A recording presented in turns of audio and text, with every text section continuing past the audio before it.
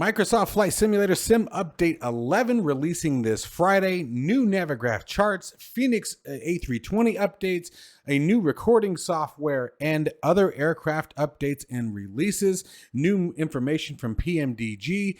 Ton of information to go over today, guys, for Microsoft Flight Simulator news and updates, so stick around. If you are interested in acquiring any of my Overkills tutorial guides for Microsoft Flight Simulator, please consider joining me on Patreon. Patreon subscribers level tier 2 and above have access to all of my guides, as well as any future updates and future guides that will be coming down the road. Link to Patreon can be found in the description below.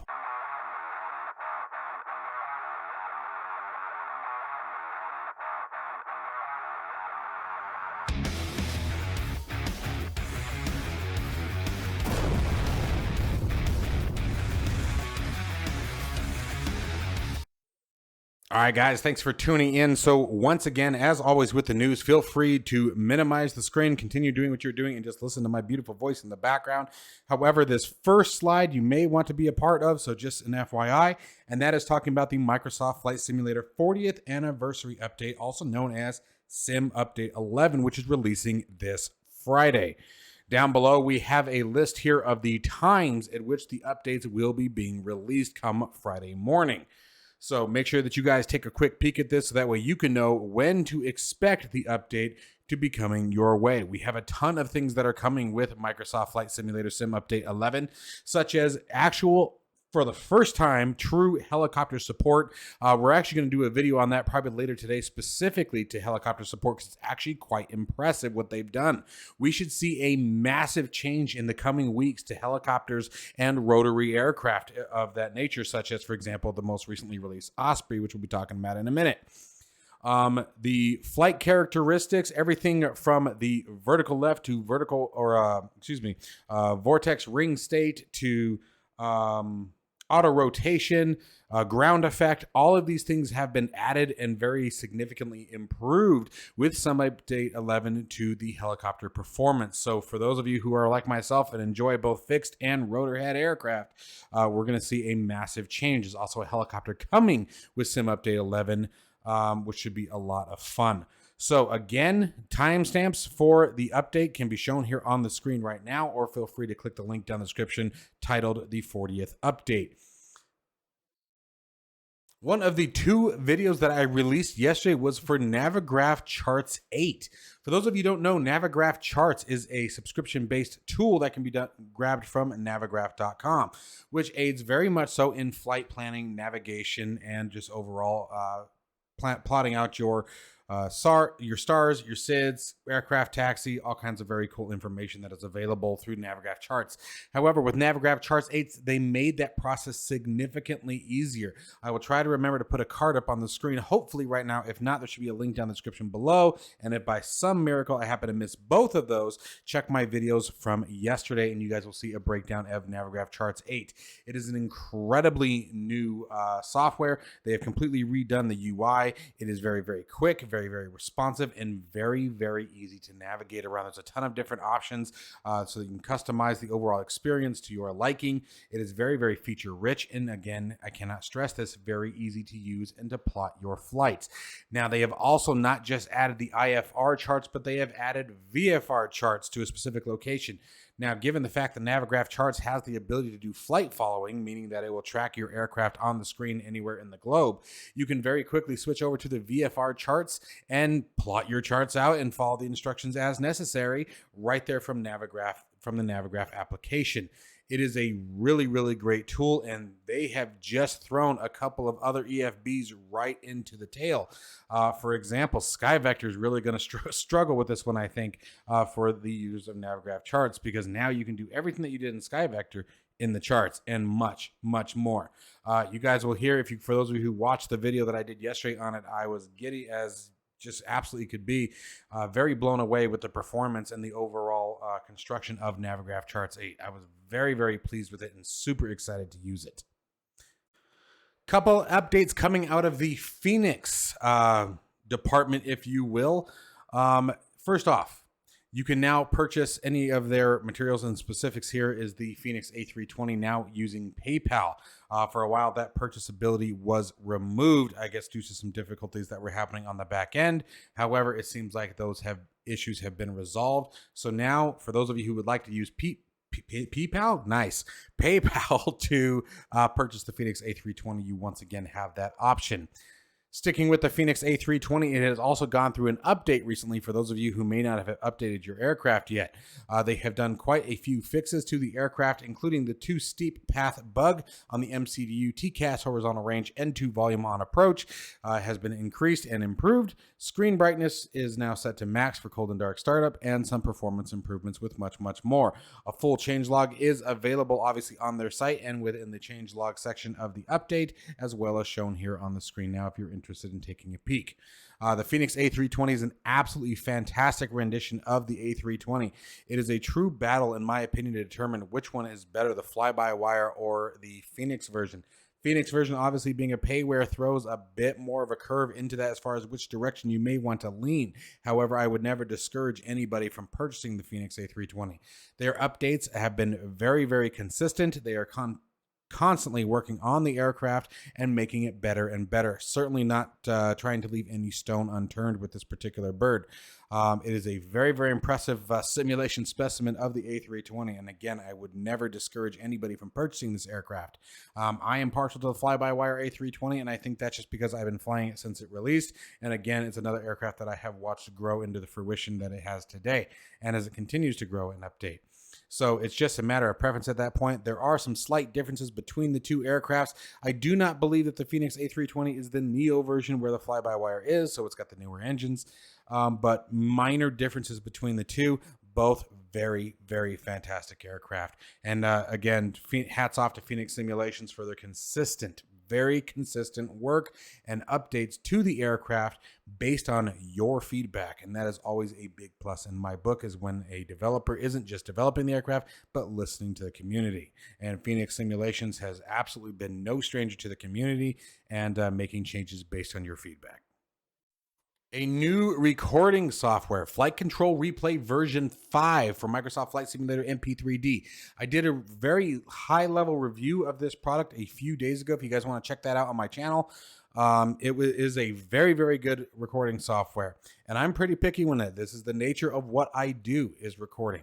I need, for playback software, I need something that's going to be very accurate, very on point, very easy to use, something that's not going to cause any lag or hesitancy in the simulator. And that's going to give me high quality and high fidelity replays of the actions going on, everything from aircraft control services, landing gears, flaps, etc., and overall environmental performance. They have done an absolutely wonderful job. Fabio has done a great job with this particular software, as not only does it replay the aircraft configuration, but also replays the environment. What I mean by that is whatever the weather settings or weather settings, time of day seem to be at the time of your recording, and you hit replay, it will return it to that particular configuration. I tested this by doing a recording during the day out at St. Bart's, and then restarted the flight. Now, during that particular time that I did that, real live weather and live time was in the dark. As soon as I hit the replay button, the environment changed back to the daylight at which I had done the recording in. So that is a very, very awesome addition to that. The latest version also continues the trend with new user interface and better integration with PMDG and Phoenix products.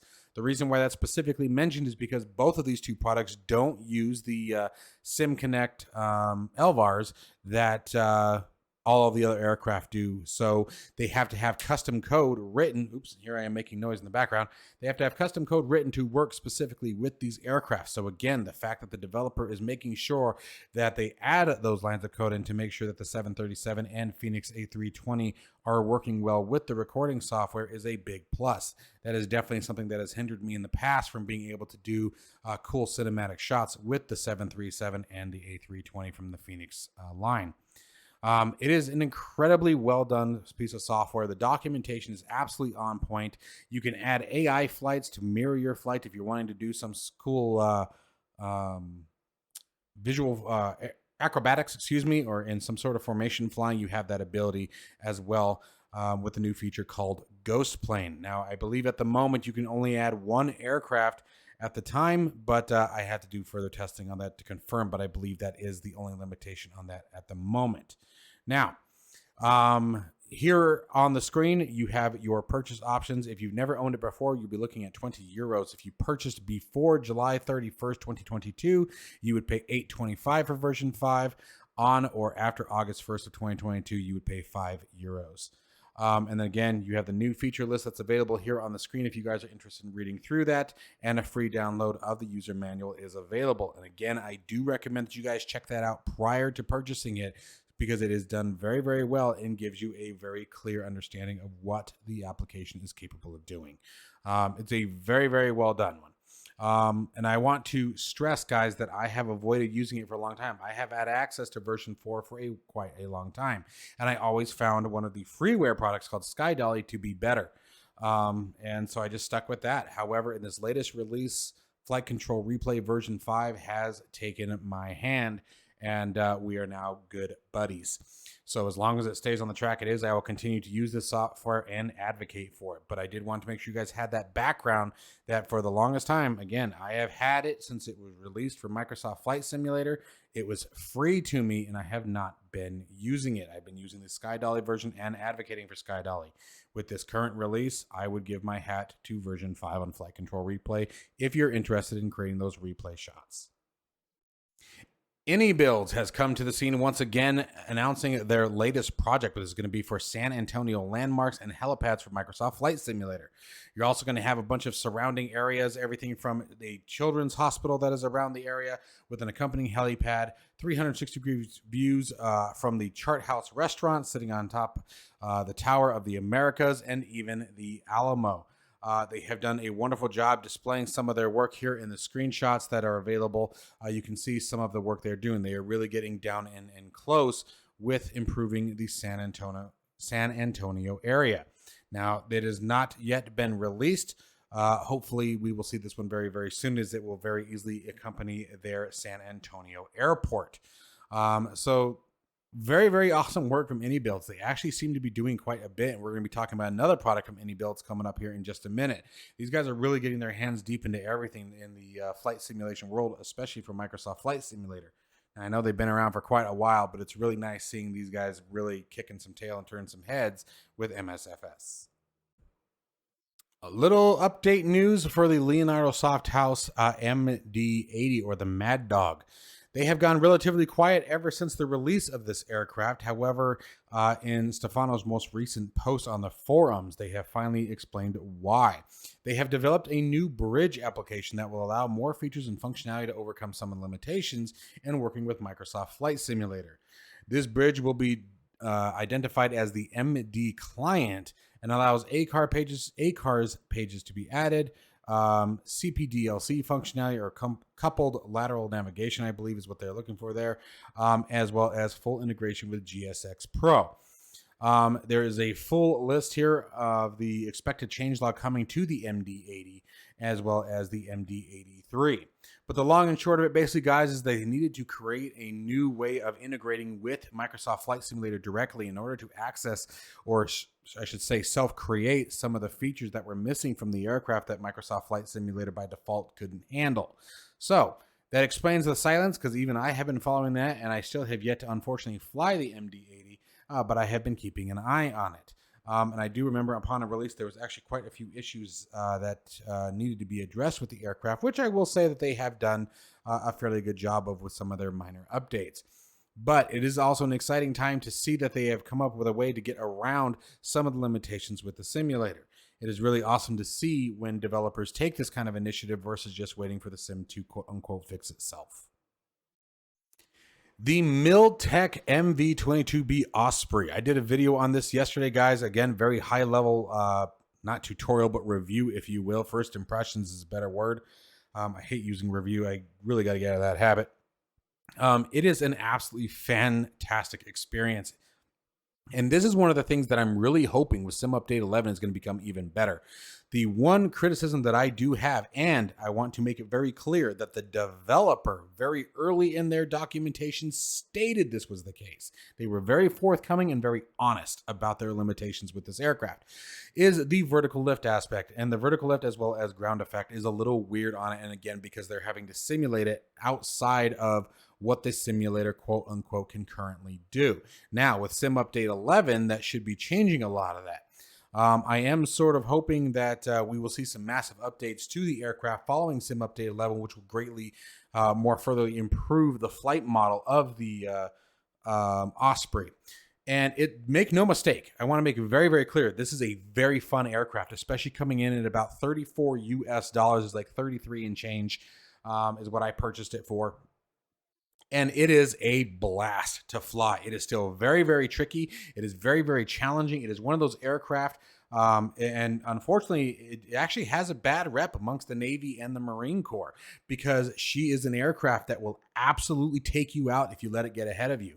And they have done a very, very good job here at Miltech simulating that aspect. If you let those rotors in that during those transition phases from forward flight to vertical and vertical to forward, if you let those rotors get ahead of you, you don't pay attention to airspeed, if you're not watching everything as you should and being very, very careful when making that transition, it'll take you out, as I experienced yesterday.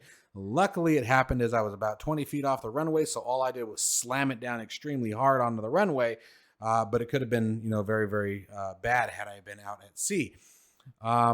It is an incredible aircraft, and it is a ton of fun once you realize how fast this aircraft really goes. Once you get it down low, you get those nozzles into the 0 degree position, as you're seeing here on the screen, and it turns and burns. This aircraft is very quick. It's very agile.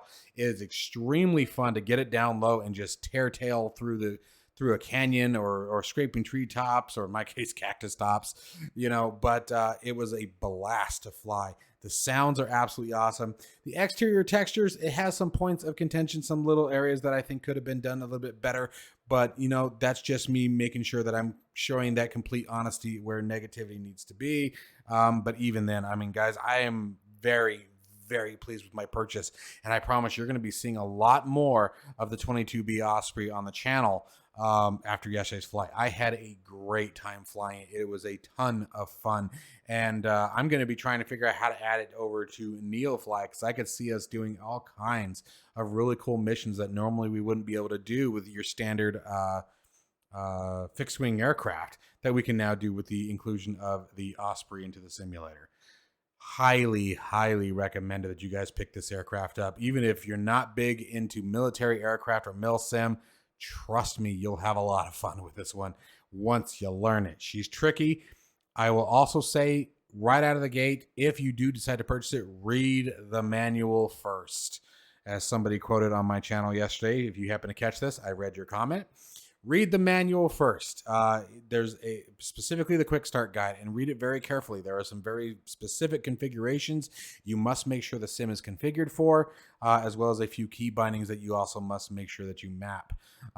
If you don't, you may find yourself frustrated, and needlessly so, because of a missing configuration that is causing the aircraft to either malperform or not perform at all.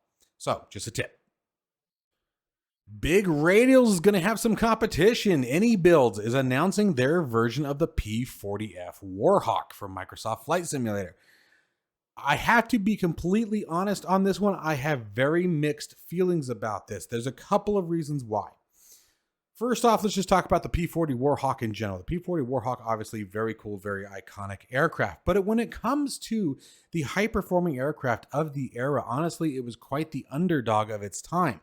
By the time it saw combat in 1941, she was pretty outclassed by just about every other aircraft that was in the sky.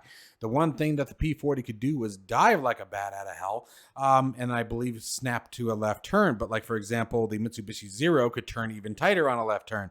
The Zeros were faster. They were more maneuverable. They could outclimb it, outrun it. The only thing, like I said, that you couldn't do with a P-40 is you couldn't outdive the thing. It could absolutely point that nose down and scream.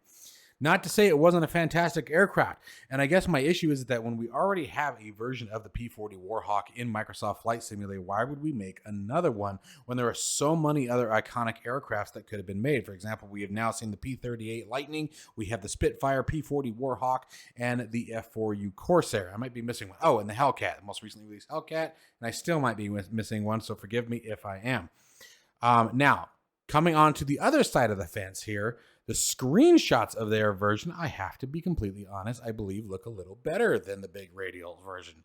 Not to say Big Radials is bad. This is me having to be very, very picky, but there are certain aspects of the aircraft that I'm sitting here looking at that look much more refined, especially here, for example, inside of the cockpit textures. The cockpit textures look much more realistic, have much more depth, and look like they have a much finer conversion lines amongst the other panels. For example, you're not seeing any gapping, any anti-aliasing. Now, could all of this change once you're sitting in the cockpit? Absolutely it can. It can be totally based on what machine took the picture, what were the settings when the picture was taken, was this actually taken directly from the simulator? There's a ton of reasons for that. However, this looks very, very interesting. Now, the one thing that I will also give them is they are providing two versions. They are providing both a civilian and a military version of the P-40 Warhawk. As you can see here, this is much more looking like the civilian version with the gun sight being replaced by their own EFB, which is another big plus. Now, Big Radials, I believe, still has the like iPad, flypad kind of panel thing that you can pull out. So they have something similar, but it's not right in front of your face on the dash. So it's an interesting comparison. I like I said, I really have mixed feelings on having two versions of the P-40 Warhawk available in the same simulator. Now, with that being said, am I going to be grabbing a copy of it? Absolutely, I will. And for no other reason, just because out of sheer curiosity, assuming the price point is made at a point that actually makes sense. Now, we have a full feature list here available of the aircraft. If you guys want to pause and take a view at that, I do not have any information as far as what we are going to be expecting as far as price point for the aircraft as of yet. However, it should be a ton of fun. We do know that it's supposed to release at sometime later this month. But I don't have any further information. There is a very nicely done YouTube demonstration of the aircraft that is available here that you guys can find down in the link in the description below. It will take you to this page, and from this page, you can scroll down to the YouTube video. All right, my friends. Well, thank you guys all for the continued support. And if you are interested in further supporting the channel or interested in my guides that we stated in the beginning of the video, please consider joining me on Patreon. Also, guys, be sure to jump on the Discord channel, guys. This link to our Discord is found down below. Come down, talk to us, say hi. I guarantee you can reach out to me direct. I always do my best to answer. It may take a day or two, but I'm on Discord pretty frequently, in which I'm available for you guys to chat with. We're also going to be bringing some live stream flights back. Finally, I think I've got things ironed out and worked out in a way that I'm ready to bring that action back. I miss hanging out and talking with you guys. I think we are actually going to end up, I know I just got done switching this, but I think we're going to end up streaming back on YouTube. There have been some changes that have been announced to Twitch that have me a little less than enthused about continuing my service with them, but we'll see. Maybe we'll sort of bounce back and forth. But I do know that YouTube offers a much more higher chance of being able to interact with many of you. As always, guys, stay safe and healthy, and I will see you in the